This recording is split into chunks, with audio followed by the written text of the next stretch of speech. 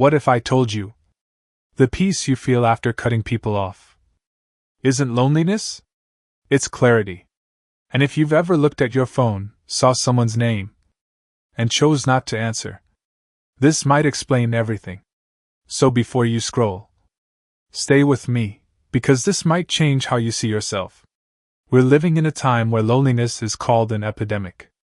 Millions of people feel disconnected. But you don't feel lonely. You feel calm, lighter. Like something heavy finally left your life. And that's confusing, right? Because you weren't always like this. You used to be the one who showed up for everyone. The one people relied on. The one who listened, fixed, stayed. No matter how drained you felt. Until one day, you stopped. And instead of guilt, you felt peace. Point 1: your brain is protecting you. Here's the first thing most people don't realize. Your brain is not breaking, it's protecting you. When you've been emotionally drained over and over again, your nervous system adapts. It shifts from connection to protection. You stop answering every call. You stop over-explaining. You stop showing up where you feel unseen. Not because you don't care, but because your energy finally matters to you. That switch you felt? That was your system choosing survival over exhaustion. Point 2: your past taught you this. Second, you didn't become distant overnight. You were trained by experience. For many people, this started early. Maybe you grew up being the peacekeeper, reading moods, avoiding conflict, learning that love sometimes came with stress or unpredictability. So you adapted? You became aware, sensitive, emotionally intelligent. And now, as an adult, you recognize patterns faster than most people. You notice when something feels off. That's not overthinking. That's pattern recognition. Point 3: you're not isolating, you're selecting.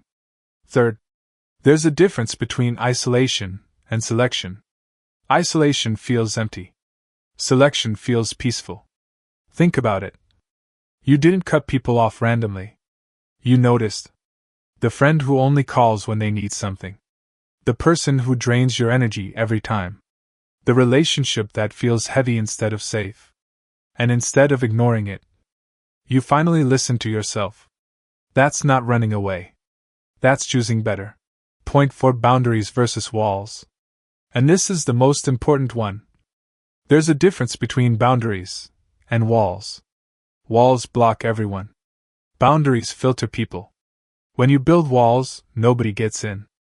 But when you build boundaries, only the right people stay. So ask yourself, are you shutting everyone out? Or are you finally letting the wrong people go? Because those are two very different things. The world might call you distant, cold, antisocial.